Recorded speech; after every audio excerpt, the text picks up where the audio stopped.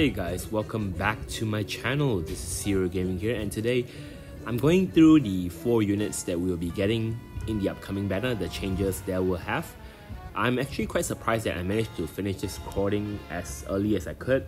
I did not make this as detailed as I did before in the unit explanation video, but because of my busy schedule lately, so I'm trying to make this as short as I can so I can just push up the main details.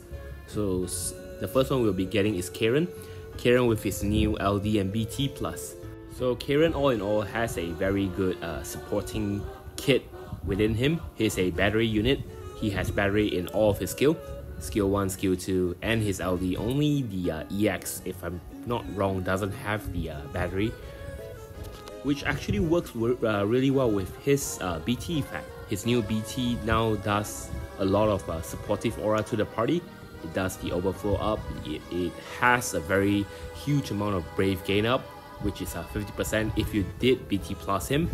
And of course, he has that very nice HP damage limit up, which is by 25%. Not the highest if you compare with Garnet and Ramza, but still always nice to have a HP damage limit up. And of course, if you gave him his high armor, the HP damage limit up can go up to 40% for the entire party. So yeah, like I said, the best supportive aura that we could ever want to have.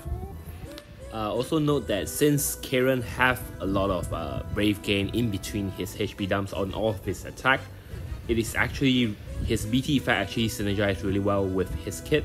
So you can expect him to cap most of the time as long as you have his BT effect active. And of course, you want to run him with units that relies a lot of brave gain. For example, Vaan, Tifa, Selfie are some of the very prime example. And of course, inversely, unit like Squall and Laguna, who doesn't have any brave gain in between their attack, or really brave gain just doesn't benefit them at all. So probably don't run them with Ciaran unless you're going for specific support with them, for example Kate Save, so that they can have the brave gain in between attacks. But other than that, yes, Ciaran, a very good supportive hero. And even in this era, I think the only issue is that he's coming rather late in the Lufenia Plus era.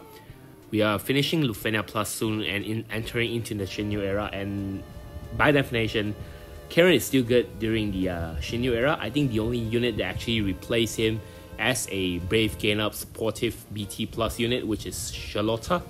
But other than that, I think Ciaran is still a very solid support that you can go for your pick. Of course, he does have also very good auras overall, even without the brave gain up. From his BT effect, he has 30% brave damage up as well as 100% attack up, which is the main idea that you want. He also has a 40% HP damage up from his LD and his EX, as well as his skill 1 buff alone. But of course, I'm just referring to his BT mainly because in this era, that's the only reason you want to go for BT users. If you don't have a BT unit, you don't have the BT for a BT unit. For example, if I don't have a BT for Zac itself, I normally don't use him as much. So Ciaran is a very another good example for that.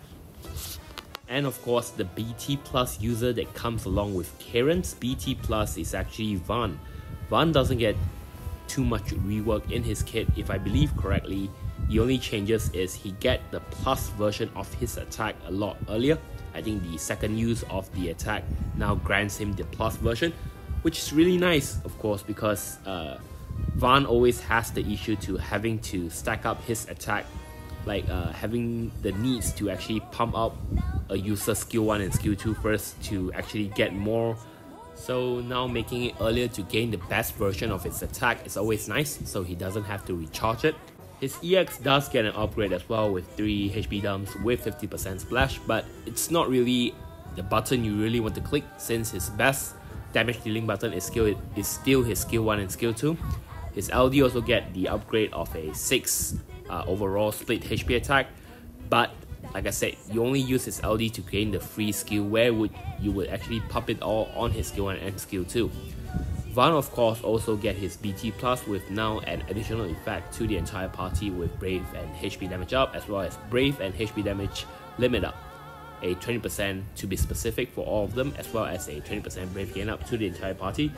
quite a generic buff overall, but he still has that 20% max bravery flaw, which honestly is still not the best BT effect you would want to have if you're just going for that BT plus, since normally if you want to BT plus a character, you want to maximize his BT effect. So I would say Vaan would actually still work really well without that BT plus. But if you want to BT plus him for the future viability, of course you can go for it. Or if you want to use him more often, then yes, BT plus, go ahead. But his BT is still not the best effect, so you might want to consider using that material on some other characters. As for running units with Vaan, of course, we previously actually tried to run him with Porum and Setzer during the early Lufenia Plus era. And with that, putting that into the situation, Vaan can work really well with either of them. So the idea is that Vaan can benefit from Brave Gain Up as well as Brave Damage Up separately. He doesn't have to have both together. This makes Vaan really easy to pair units, supportive unit with. Prime examples are of course Ciaran and Garnet for that Brave Gain Up, or even Ramza for that Brave Damage Up. And since Vaan can easily cap his attack, I suggest putting more HP damage limit up to his kit benefits him a lot. And of course he has a lot of HP dumps, so he can even benefit from his own BT effect, which is the max bravery flaw. So units with that effect in their kit as well, such as Ursula and Iroha, can actually help him pumping even more damage and making him easier to cap his damage every single time. Following up next, we will have Leo, which with his new LD. Leo is actually the last crystal level 80 character, and right now he's getting his crystal level 90 relatively earlier compared to other characters, which is really a nice touch for that.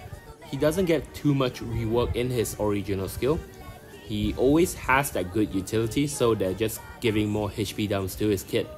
The crystal level 90 also upgrade his EX into, right now doesn't have to necessarily only have one enemy to do the maximum amount of HP dumps. It is now a split 6 HP attack against the enemy, and if you only have one enemy, it does have more brave gain in between the HP attack, but that's about it. The LD is his newest kit, which now actually grants a very unique mechanism that he alone has it right now, which grants him actually a new secondary HP attack based off the 10% of his HP damage dealt. But this effect only will happen when the damage dealt is a single target. I guess it's a very unique way to pump his own damage, but the best thing about it is actually it extends to the entire party as well. So units that has single target in their attack like Vaan, Tifa can benefit a lot from this. Even if you're running AoE damage dealer, they can also use this effect as long as the enemy is only one enemy. For example, if you're running Squall in Divine, actually it's kind of hard to run Divine characters because nowadays everyone has their ads around, so it's not really single target boss anymore. But for example, Divine Diabolus, it's quite a long time ago, but if you do run Squall with his AoE capability in this stage with Leo's effect, he will still deal the secondary HP attack. So I guess it's a pretty nice touch, but it benefits mainly for single target unit, of course. So naturally, with that in mind, Leo does have delays in his kit as well, so he's not as good as a delay with Quistis around, but he does still have that utility even in his LD, so it's a nice touch for his original kit, I guess. He's a very interesting unit, but his best capability lies in his LD call, so use it on units that has single target damage dealing such as Tifa, Vaan, and even a very good upcoming example is Prish. Prish was a very prime example because she does have a lot of single target in her kit. Her LD, her BT is all single target dealing damage. So Leo does increase the HP damage ceiling by having this additional HP attack. So like I said, it's a very good call to have, especially in this era where you're just maximizing your damage. So his damage will further maximize that. And lastly, my favorite of them all, Arciela. So Arciela doesn't get too much different in her original kit. She just have more HP dumps right now in between her attack. She also does have more auras right now to the entire party instead of her old ass updated aura. So that's a nice touch. She has the Brave damage up and HP damage up, as well as a attack up, but that's about it. You don't actually want to rely on Arciela alone on her supportive aura, because right now she's not really the best aura bot in the game, especially with units like Lutz or BT plus user, which heavily out aura her support. So you mainly want to use her for her utility. Her healing is pretty good. She has on-demand healing, and she has that still very good HP damage disable up. And since she doesn't have a lot of debuff like Kefka, it makes her a lot easier for her HP damage disable to run with. So I would say Arciela is still a very good choice for you to pick her up if you're a newer player. Her old buff, which is fast cast, which allows the party to regain their bravery back to their initial bravery after their turn. It kind of sucks, honestly, because with a lot of units that have the max bravery sitting up like Ram, for Iroha or Ursula, this just makes the fast cast buff kind of just a little bit outdated. I hope they actually fix this and make her have the max bravery ceiling as well in this buff itself, since Arciela would actually benefit a lot as a whole in the party with this buff itself. Max bravery ceiling is always a nice thing to have, if they do give her, I would actually be really glad about it.